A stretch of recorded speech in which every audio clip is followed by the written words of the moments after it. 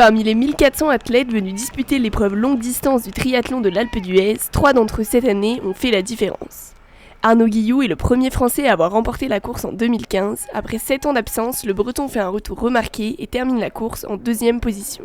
C'est super, je suis vraiment très content de finir 2e, c'est une course magnifique, elle est très dure, j'avais oublié à quel point elle était dure et c'est vrai que ça va faire du bien de récupérer derrière, mais voilà, j'ai vraiment hâte de, si je peux à l'avenir y revenir pour préparer des objectifs de fin de saison, c'est vraiment une course géniale.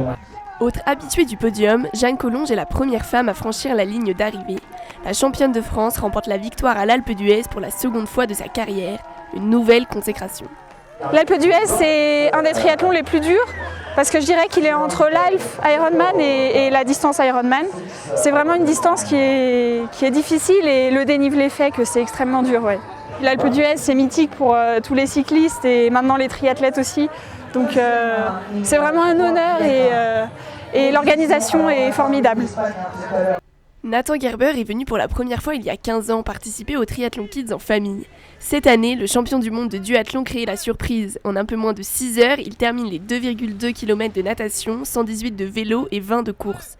Une performance exceptionnelle qui lui procure la première place. Je pensais pas gagner un jour, encore moins aujourd'hui avec la startlist qu'il y avait, avec Arnaud, Léon et tous les autres qui étaient sur la ligne de départ.